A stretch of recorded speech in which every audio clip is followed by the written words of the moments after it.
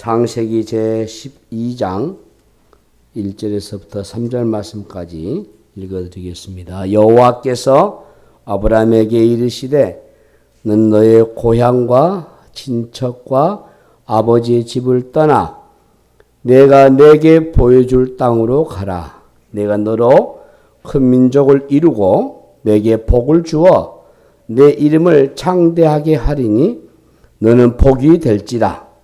너를 축복하는 자에게는 내가 복을 내리고 너를 저주하는 자에게는 내가 저주하리니 땅의 모든 족속이 너로 말미암아 복을 얻을 것이라 하신지라. 아멘. 우리 옆에 계신 분들과 함께 인사 나누시겠습니다.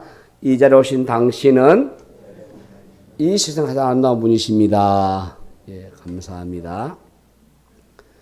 염려와 관련된 얘기 중에 아주 고전적이고 잘 알려진 예화가 있는데 아서 랭크라고 하는 사업가의 얘기죠. 이 아서 랭크는 늘 걱정과 염려가 많아서 사업을 하기가 쉽지 않았어요. 그는 염려하느라고 매일매일 힘들고 불안하게 살았습니다. 그러다가 한 가지 좋은 생각을 했어요. 일주일 중 하루를 염려의 날로 정해버린 겁니다. 염려 상자를 만들어가지고 염려나 또 걱정거리가 생기면은 그 내용들을 잘 적어서 그 상자 안에 넣었어요. 그러고는 그 염려에 이제 대해서 다시는 내가 생각하지 않겠다 이렇게 마음을 먹었습니다. 그리고 일주일 중에 단 하루 수요일에 이 염려 상자를 열어가지고 그동안 적어둔 내용을 읽으면서 이날 내가 하루만 염려하겠다 이렇게 정했습니다. 드디어 수요일이 돼가지고 염려 상자를 열어보았어요. 과연 많은 염려 종이가 나왔어요. 한 장 한 장 읽어가면서 본격적으로 걱정을 하게 됐습니다. 그런데 놀랍게도 겨우 며칠 사이에 이 염려가 저절로 해결됐다는 사실을 알게 됐어요. 그래서 더 이상 걱정거리가 아닌 문제들이 무려 70% 이상이었다라고 생각했습니다. 물론 이런 얘기가 아니더라도 우리 주위에 일어나는 일들을 보면은 우리가 일어나지도 않는 일들을 너무 자주 우리가 걱정하고 있지 않나 이런 생각을 할 때가 참 많아요. 예를 들면 이런 식이죠. 병원에 가서 MR 촬영을 합니다. 간에 알갱이 몇 개가 발견됐다. 의사 선생님 말 들었어요. 그래서 의사 선생님이 컴퓨터 이 단층 촬영을 하자고 합니다. 병원을 나오면서 얼마나 큰 걱정이 되고 염려가 생기겠습니까? 혹시 간암일 수도 있지 않겠는가? 간암이면 어떡하지? 간암이라는 진단 나오면은 이것을 가족들에게 알려야 되느냐? 안 알려야 되겠느냐? 별 생각 다 하겠죠. 또 수술을 받아야 할까? 아니면은 자연 치유를 선택해야 할까? 사실 여러분 보통 이 염려들은 며칠 후에 병원에 가면 별 문제가 없습니다. 라는 의사의 말과 함께 순식간에 사라질 걱정거리죠. 쓸모없는, 쓸데없는 우리들이 걱정을 많이 하고 있다. 그렇습니다. 성경에서는 염려하지 말라 라고 말씀하셨기에 여러분 다 주님께 맡기시고 염려를 다 풀어놓으시고 우리가 이 거룩한 주의 날에 하나님께 예배하고 특히 이 날은 우리의 쉼을 통해서 안식을 통해서 복을 받는 은혜가 되시기를 바랍니다. 기도하십시다. 하나님 아버지 은혜를 감사합니다.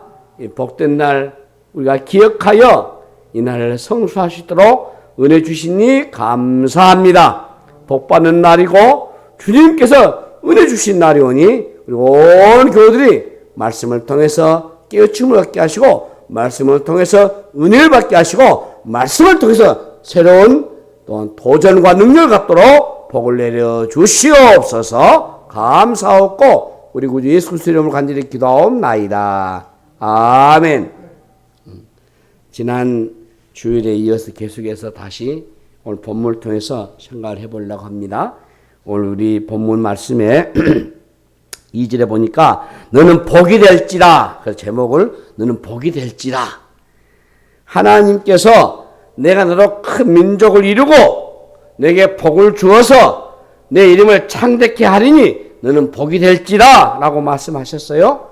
아브라함에게 주신 이 약속은 단순히 그 개인에게만 주신 약속이 아니죠.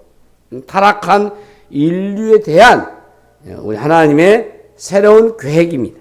하나님은 인간에 대한 구원뿐만 아니라 이 피조 세계 전체에 이르렀던 저주를 회복하는 출발점으로 아브라함을 불러내신 겁니다. 자, 하나님은 바벨탑을 쌓아가지고 인간이 스스로 하나님이 되려고 하는 그 야망을 깨뜨리시고 당신을 위한 새로운 나라를 세우고자 하셔요.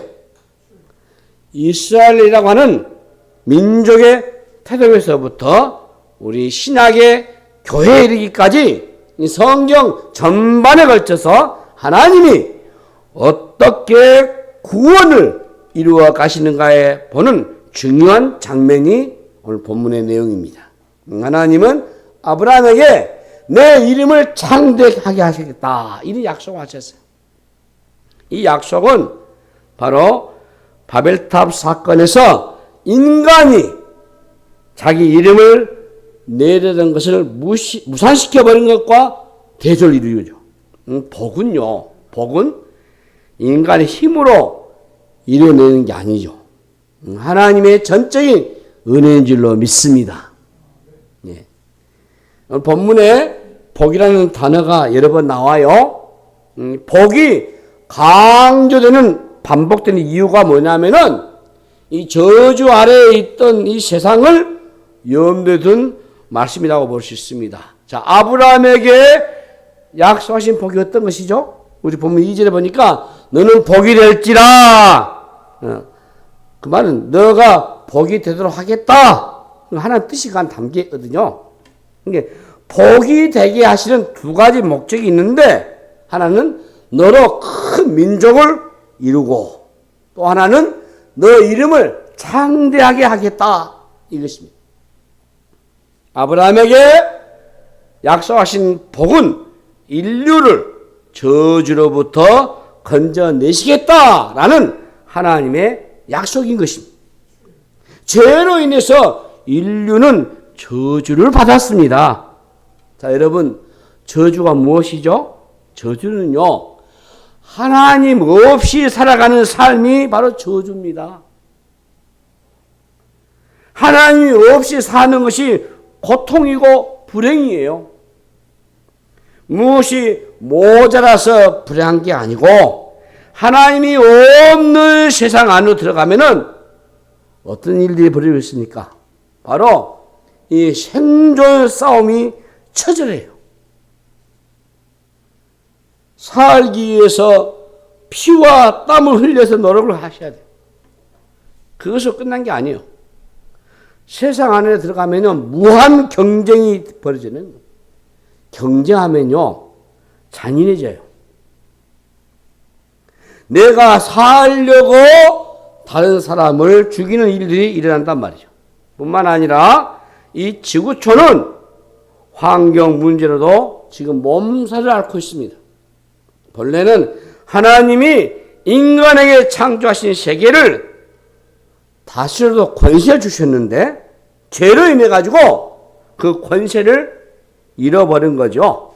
그래서 오히려 다스리기는커녕 파괴하는 자로 이게 변질돼 버렸어요. 인간의 욕심이 자연을 파괴해버리고 천재지변을 불러일으키고 말았단 말이죠. 더 많은 소비를 위해서 생산을 부추기다 보니까 자원이 고갈되고 있단 말이에요. 국가 간의 쟁탈전도 벌어져요. 너무 많은 과소비로 인해 가지고 공해 유발이 지금 심각하지 않습니까? 우리 도시들마다 이 공해로 숨을 쉬기 어려울 정도로 환경이 파괴됐잖아요. 그래서 각종 질병이 늘어나고 암으로 인한 죽음도 엄청나지 않습니까? 때로 인간은 짐승만도 못할 짓들을 짓고 있잖아요. 역사 속에 벌어진 이 전쟁들로 얼마나 많은 사람이 죽었습니까? 전쟁이 벌어질 때 인간에 대한 죄악상을 보기에는 참 기가 막히죠. 아무런 죄책감을 느끼지도 않고 죽이고 또 쳐 죽이는 겁니다. 지금 이 지구상에 벌어지고 있는 일이잖아요. 저는 개인적으로 이 기후 위기의 비극을 막기 위해서 우리 한국 교회가 깨어나야 한다라고 봅니다. 첫 번째는 우리 한국 교회가 바른 신학과 신앙으로 다시 복음을 전해야 되고 교회가 이 일을 다시 해야 되지만은 그 저변에 또 하나는 우리 믿는 우리 교회가 우리 성도들이 먼저 이 기후 위기 비극을 막아야 되겠다 그런 생각을 해봅니다.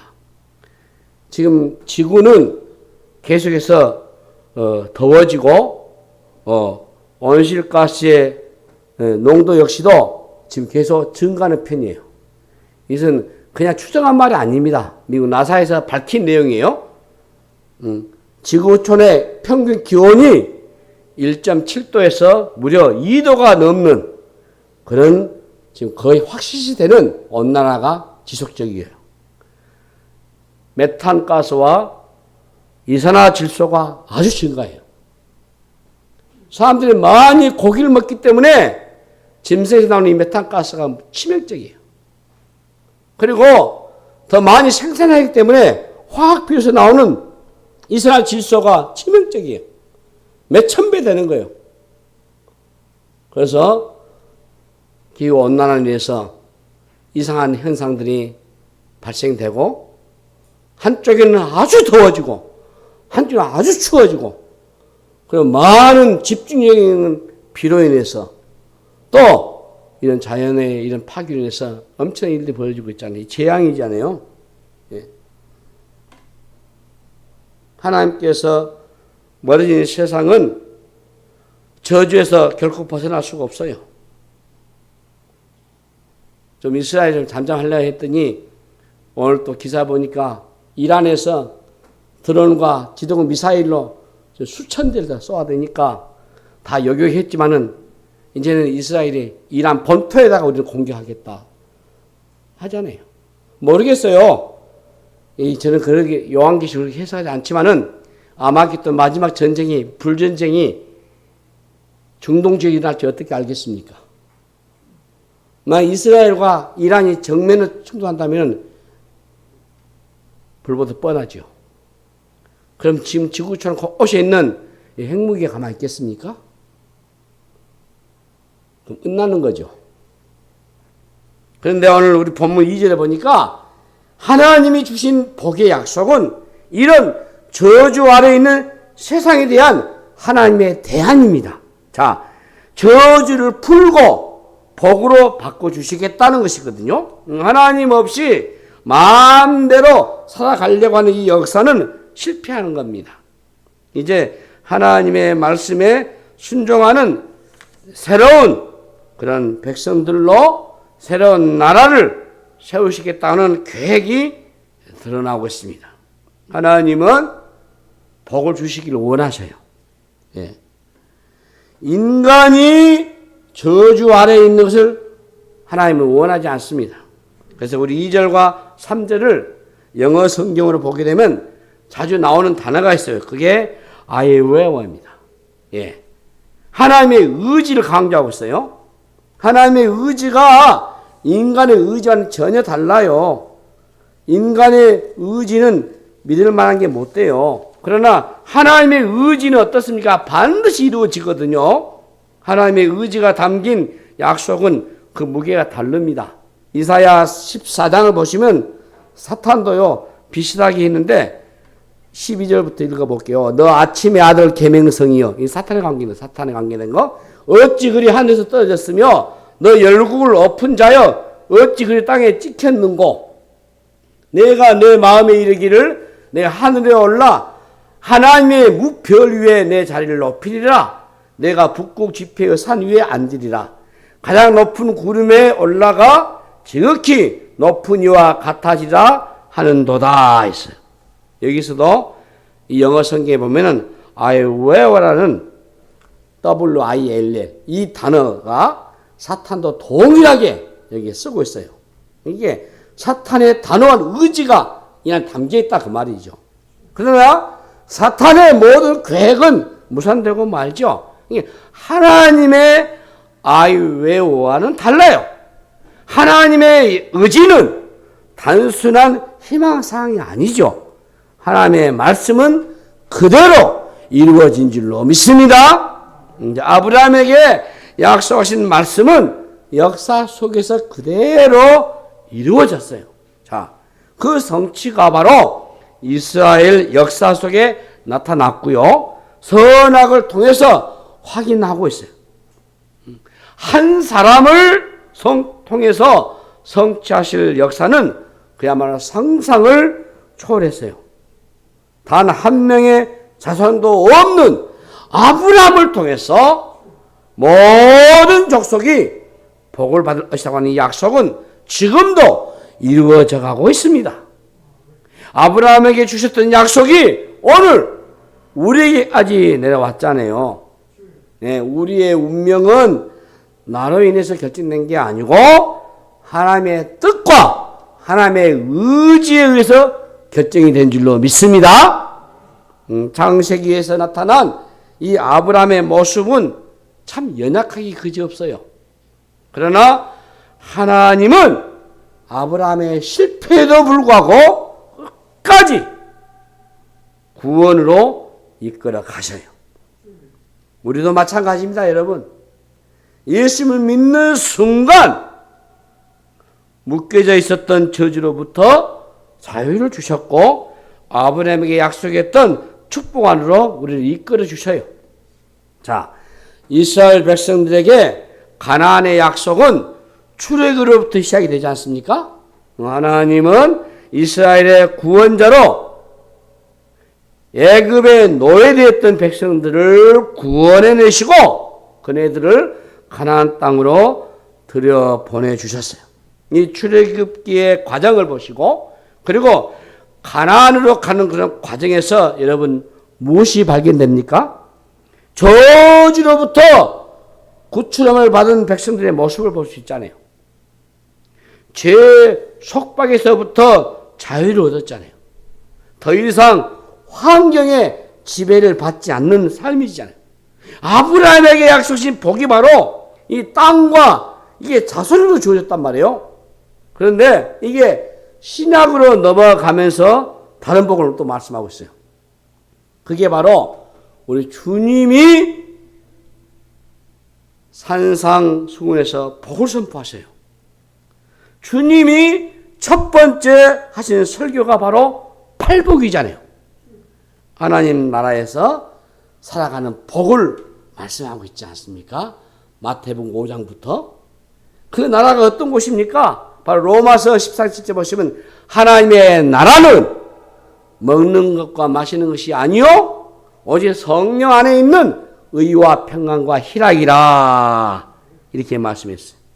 하나님의 백성들에게만 주시는 삶은 전혀 다른 삶이라는 말씀이죠. 뿐만 아니라 고린도서 4장 8절에서 10절 보시면은 우리가 사방으로 우겨쌈을 당하여도 쌓이지 아니하며 답답한 일을 당하여도 낙심하지 아니하며 박해를 받아도 버림받지 아니하며 거꾸뜸을 당하여도 망하지 아니하고 우리가 항상 예수의 죽음을 몸에 짊어지면 예수의 생명이 또한 우리 몸에 나타나게 하려 함이라 이렇게 했어요. 이 말씀은 예수를 믿으면 우리에게 어려움이 없다라는 얘기가 아니죠. 어렵고 힘든 일이 있을지라도 예수님을 믿은 이후에 하나님의 복 안으로 들어왔기 때문에 우리의 삶이 망할 수 없는 인생이 되었다라는 그런 뜻이에요. 그래서 고린도후서 6장 10절 말씀, 제가 굉장히 좋아하는 말씀이십니다.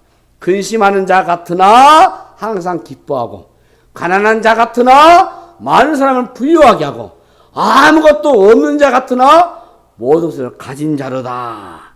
믿습니까, 여러분? 네, 이게 바로 참된 복이요. 우리 예수 믿는 그리스도인들이 이래야 됩니다. 저와 여러분의 고백이 근심하는 자 같지만은 기뻐하고, 가난한 자 같지만은 많은 사람을 부유하게 하고, 아무것도 없는 자 같지만은 모든 것을 가진 자다. 예. 이게 참된 복이죠. 뿐만 아니라 빌립보서 4장 12절에 보면 바울은 나는 비천에 처한 줄도 알고 풍부에 처한 줄도 알아. 모든 일, 그 배부름과 배고픔과 풍부와 궁핍에도 처할 줄 아는 일체의 비결을 배웠노라 라고 하면서 자신은 그리스도 안에서 주어진 복을 누리며 샀다라고 고백하고 있어요. 외경상에 보면은 바울에게서 부를 것이 하나도 없어 보여요. 그러나 그는 행복에 거운 그런 탄성을 그의 바울 서신 곳곳에서 지르고 있지 않아요. 특별히 빌립보 교인들에게는 기뻐하라고 권면하고 있잖아요. 그 빌립보가 어디서 썼습니까? 감옥에서 썼잖아요. 옥중 서신이잖아요. 아무것도 없는 음침한 지하 감옥 안에서 바울이 그처럼 기뻐하고 즐거워하고 찬송과 감사를 누렸습니다. 누구도 바울을 불행하게 할 수 없었어요. 예. 왜? 바울이 복을 누린 사람이었기 때문에 그렇습니다. 오늘 우리가 확인해야 할 것이 바로 저는 그것이다 봐. 여러분, 예수를 믿는 것이 행복하십니까? 예수님 때문에 팔자 고쳤다고 여러분 고백할 수 있습니까? 다른 어떤 재미보다도 예수님을 믿는 게 즐겁습니까? 죄를 안 지으려고 해서 죄를 안 지을 수가 없어요. 어떤 사람은 예수님을 젊은 시절에 믿으면 안 된다라고 말합니다. 젊은 날 재미를 다 보고 딱 죽기 직전에 그때 예수를 믿으면 안 되냐고 라고 저한테 물으십니다. 몰라서 하는 말이요. 예수님 바깥에는요 행복이 없어요. 행복인 것처럼 보이는 것이 있어요. 근데 속지 마세요. 가짜 행복이죠. 세상에서 누리는 행복은 잠깐 누리는 낙에 불과해요. 아주 그것도 잠깐입니다. 잠깐. 혹시 우리가 갯돈을 탄다면 그때 그 잠깐 그 시간, 또 새 집을 사게 되면은 그때 그 잠깐 그 누리는 행복, 네. 요즘같이 좋은 것이 많은 이 세상에 왜 그처럼 우울증만 늘어나겠습니까? 행복을 추구하겠지만은 행복은 더 멀리 도망쳐버려요. 쾌락을 추구하다가 권태에 빠져가지고 괴로워하는 사람들이 한두 명이 아니요. 오죽하면은 마약까지 손대겠습니까? 사람들은 행복이 무엇인지 잘 모르는 것 같아요. 그리고 복이 무엇인지도 잘 모르고 막연하게 쫓고 있는 것 같아요. 그래서 일시적으로 기분 전환하는 일에 돈을 그렇게 많이 써요. 짜릿한 그 순간을 느끼려고 돈을 바쳐요. 돈을 많이 가지고 내가 원하는 것을 하게 되면 행복한 것이 올까요? 우리가 광고 속에 보게 되면은 신상품을 사게 되면은 행복하겠습니까? 이 소비주의 시대는 우리는 끊임없이 소비자로 만들어 항상 불만족을 느끼도록 부추기잖아요. 너 자신을 만족시키려고 집요하게 설득하잖아요. 응? 그 순간을 주기 위해서, 세상에 그 행복을 주기 위해서 인생을 다 소비하고 말잖아요. 자, 여러분, 에덴을 봐보세요. 그것은 모든 게 다 갖춰진 곳이잖아요. 그러나 사탄은 그곳에서 불만족을 느끼게 만들었잖아요. 여러분, 무엇이 행복하겠습니까? 기분이 좋은 상태, 만족감을 느끼는 상태를 행복이라고 말하는 사람도 있잖아요.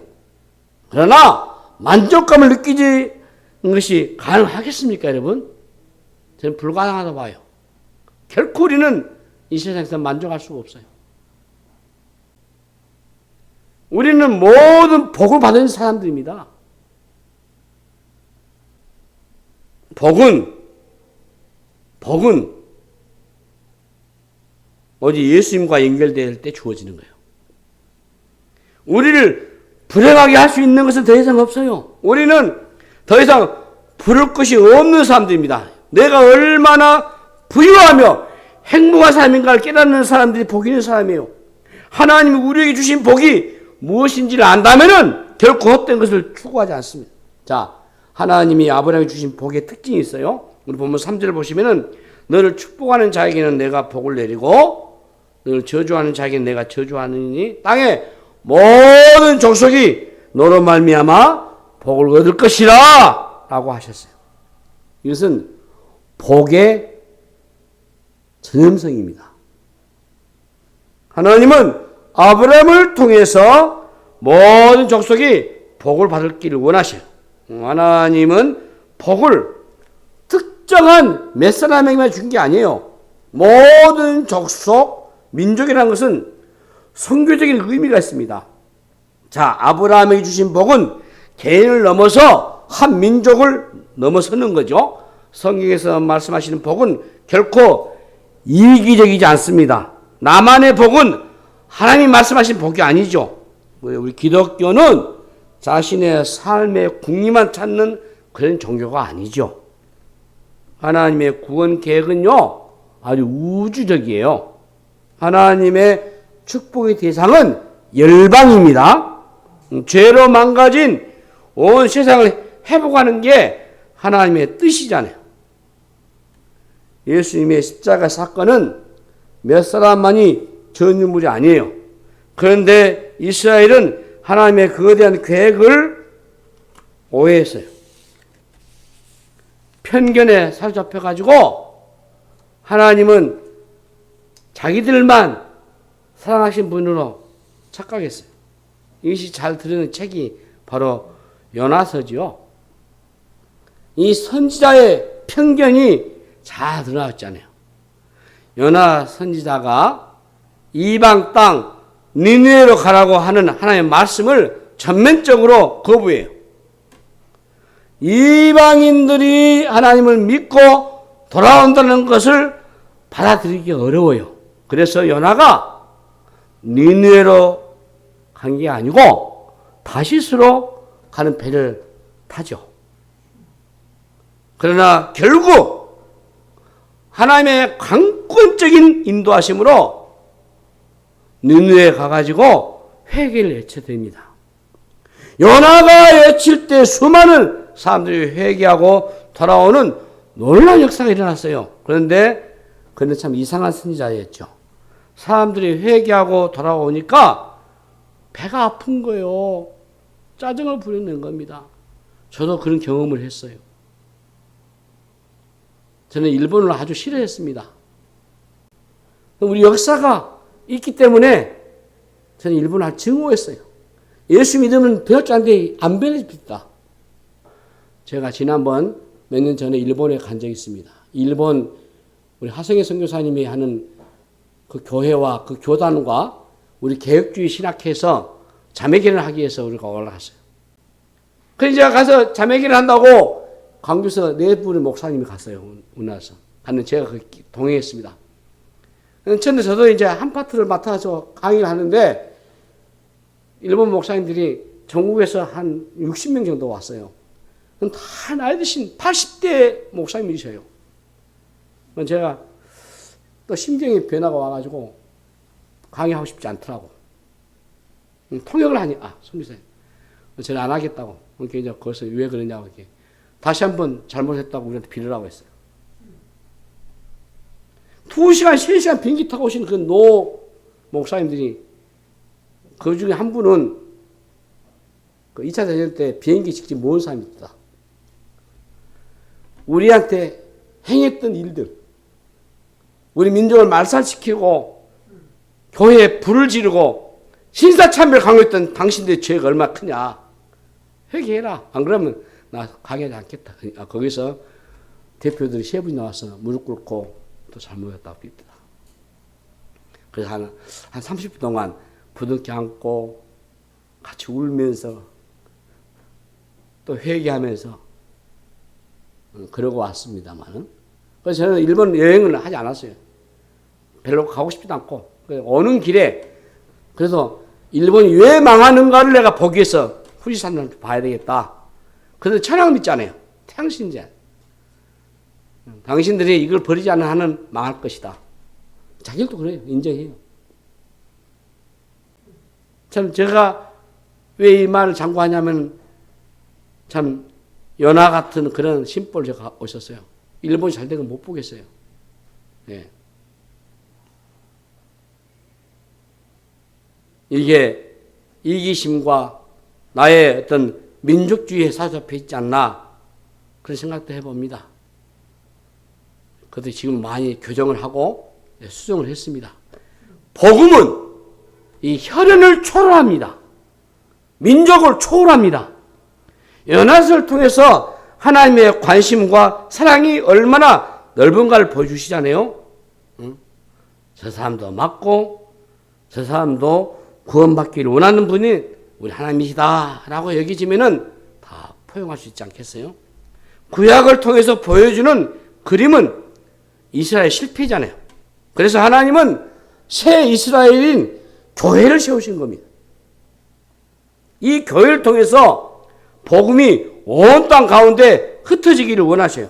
그런 관점에서 신약의 교회는 선교적인 공동체입니다. 선교적인 사명을 가지고 있어요. 구원의 복은 우리만 끝이 아니에요.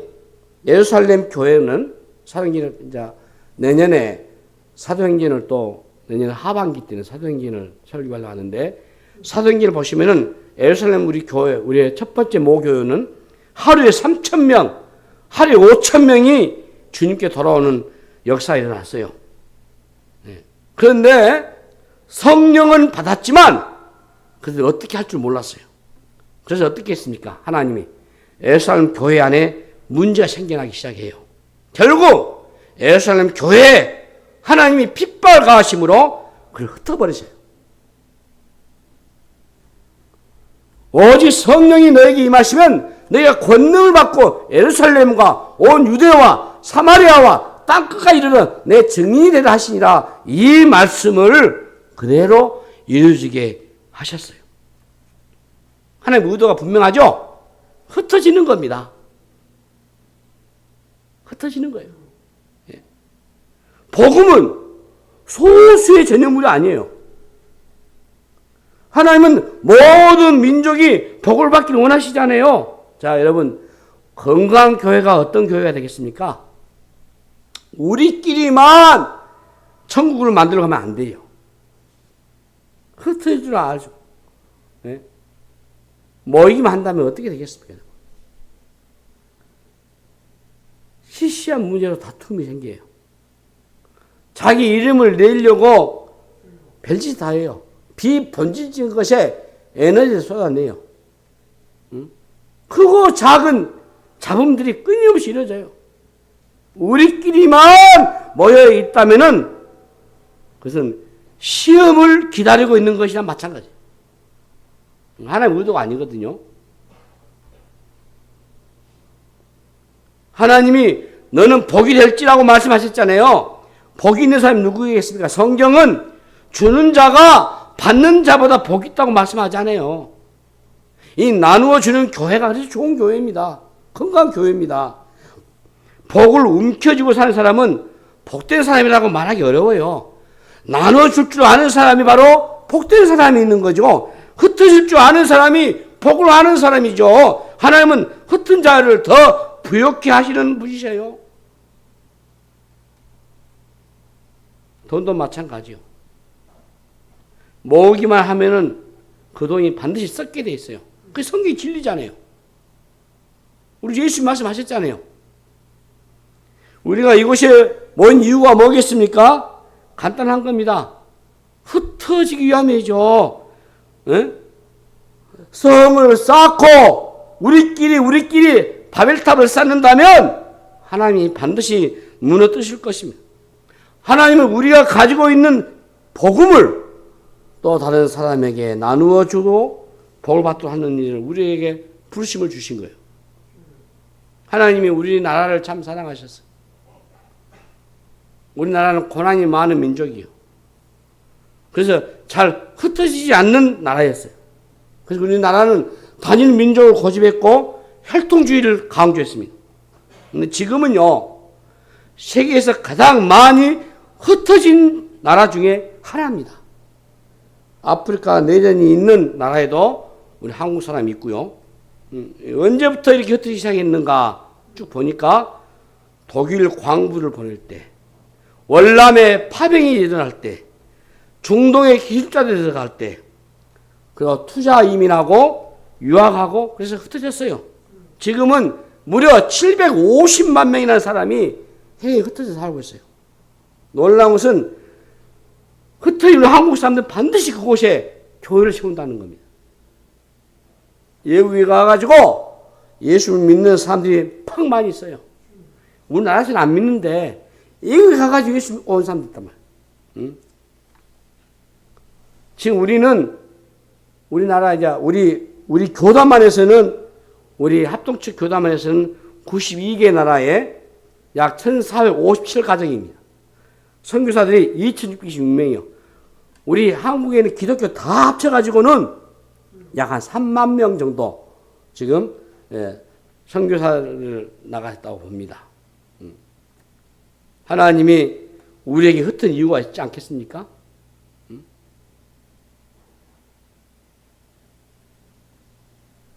지금 우리나라는 이제 여러 다민족이 많이 들어와 있어요. 특히 농촌 지역에 저분들 아니면 이제 앞으로 우리가 농사를 짓기 어려운 상황에 처했습니다. 왜 이렇게 다양한 민족들이 지금 뒤섞여 있을까?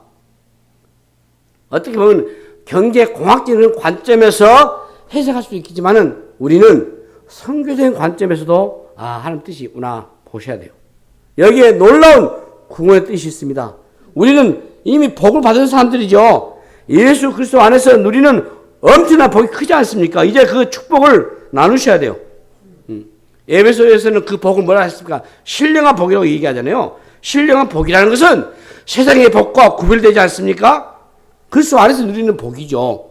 바울은 우리가 누리는 이 복을 이미 창세 전부터 예비하신 복이라고 말씀하셔요.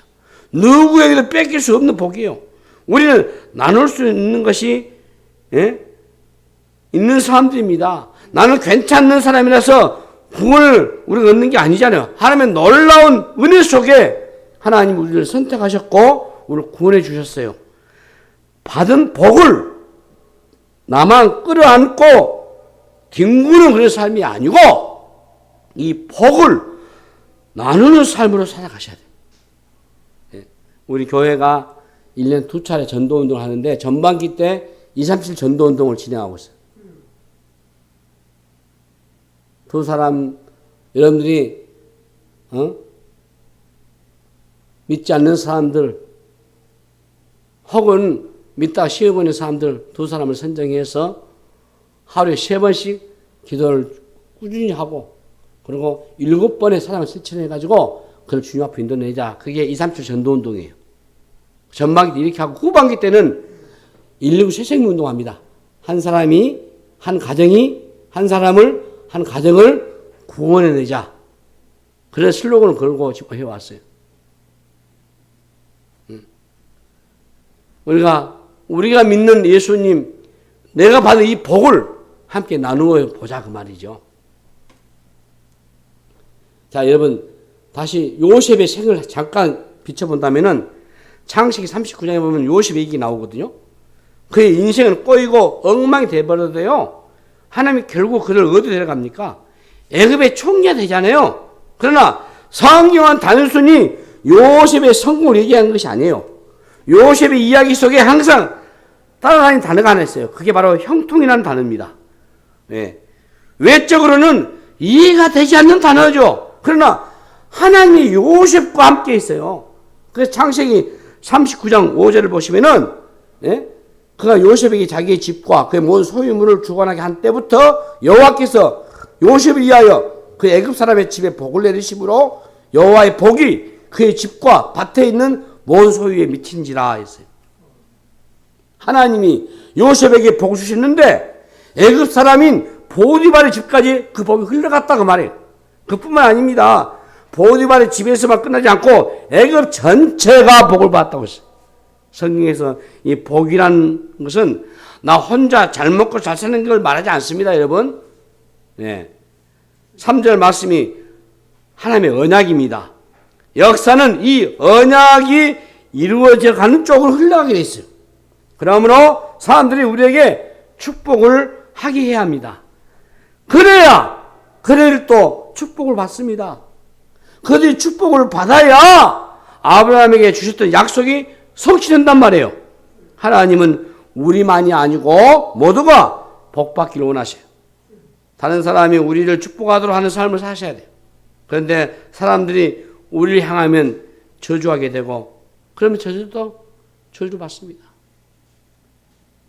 믿지 않는 사람들이 우리 한국 기독교로 그러면 안 돼요. 그러면 그들도 저주받아요. 그래서 하나님의 언약의 원래 뜻이 아니잖아요. 하나님은 우리를 통해서 다른 사람이 복받기를 원하셔요. 예수를 믿지 않는 불신자들이 보기에는 축복을 받을 만한 삶을 살게 되기를 바라는 것입니다. 그러니까 우리의 이웃도 복이 되셔야 한다 그 말이에요. 이웃들의 입에서 축복이 흘러나도록 하셔야 한단 말이에요. 그러기 위해서는 무엇을 해야 되겠습니까? 가장 먼저 이 복음을 전하셔야 돼요. 십자가의 주님을 전하셔야 돼요. 하나님은 나로 인해서 이 땅에 사람들이 복을 받기를 원하셔요. 우리를 통해서 이 저주가 풀어지고 하나님의 복이 모든 민족 가운데 주어지기를 원하신단 말이에요. 이 말씀하고 마무리해 보랍니다. 우리 개신교 선교의 아버지 윌리엄 캐리가 원래 구두수선공이었어요. 그가 이런 말을 했어요. 나의 직업은 그리스도를 증거하는 것이다 했어요. 내가 구두를 만드는 것은 단순히 선교 비용을 만들기 위해서이다. 돈을 벌어서 남는 것으로 선교하는 게 아니고 선교하기 위해서 내가 존재한다. 그 말을 했어요. 여러분, 복음을 전하기 위해서 돈을 번다는 것이죠. 내가 먹고 살기 위해서 돈을 버는 사람과 복음을 전하기 위해서 돈을 버는 사람, 이 둘 중에 누가 더 하나님이 기뻐하시겠습니까? 그리고 누가 더 행복하고 가치 있는 삶을 살겠습니까? 보나마나죠. 목적이 참 그래서 중요한 겁니다. 우리를 구원하시는 목적, 여러분들이 돈을 버는 그 목적, 여러분이 자녀를 키우는 그 목적은 분명하셔야 돼요. 내가 복음을 위해서 사업을 하는 순간 내 사업은 나의 사업이 아니고 하나님의 사업이 되는 겁니다. 하나님의 사업이 되면은 누가 하나 많이 신경 쓰겠소? 하나님이 신경 쓰시지. 그래서 무엇을 하는지 하나님의 사업을 하는 자라는 생각으로 사셔야 돼요. 하나님이 도없는 손길로 함께 해주셔야 돼요. 자녀 양육도 마찬가지요. 예? 흩어지기를 원하지 않으면은 인간의 역사를 막으셨던 하나님께서 흩어지게 하시는 하나님의 의도가 무엇이겠습니까? 혈연과 민족의 경계를 넘어서 하나님의 복이 온 땅에 증거되기를 원하셔요. 하나님이 세상을 복주시하는 의지는 강력합니다. 하나님의 의도를 깨닫는다면은 교회의 사업은 분명해질 것입니다. 우리가 가진 엄청난 복을 깔아뭉개면 안 되죠. 교회의 사명, 교회는 하나님으로부터 보냄을 받은 공동체입니다. 하나님은 당신의 아들을 세상에 이 선교사로 보내신 거예요. 우리도 역시 세상에 보내심을 받았어요. 하나님은 선교의 하나님이셔요. 선교는 우리 교회에서 진행하는 프로그램이 아니에요. 바로 교회의 본질이지. 우리 성도들의 삶 자체가 바로 선교적인 삶이 대세한다고 믿습니다. 오늘날 고통당하는 세상을 바라보세요. 보이는 것만이 절망뿐이에요. 세상에 필요한 것은 바로 예수님 뿐이셔요. 예수님을 믿고 새로운 삶을 살아갈 때 모든 게 다 달라지는 거죠. 예, 예수님을 믿는데 세상이 이렇습니까? 라는 질문을 할 수 있을 겁니다. 우리는 다시 질문해 보셔야 돼요. 교회는 허물이 있을 수 있습니다. 그러나 예수님은 언제나 어제나 오늘이나 영원토록 동일하신 분이셔요. 예수님 안에 생명이 있습니다. 이 지옥 같은 세상에 필요한 것은 바로 지식이나 과학이 아니죠. 세상을 바꿀 수 있는 것은 더 많은 돈이 아니고 예수님의 한 분뿐이심을 믿으시기 바랍니다. 예수님을 믿는 길은 쉬운 길이 아니에요. 그러나 하나님이 우리에게 승리해 줄 것을 믿습니다. 더 이상 저주가 우리를 삼키지 못함을 알고 있어요. 그래서 너는 복이 될지라, 이 말씀, 하늘부터 받은 이 복을 여러분이 먼저 누리시고, 그리고 이 복을 여러분 멀리 널리 전하시고, 그리고 복된 그런 인생 다 되시기를 주님의 이름으로 축복합니다. 하나님 아버지, 은혜를 감사합니다. 너는 복이 될지라 말씀하심을 믿습니다.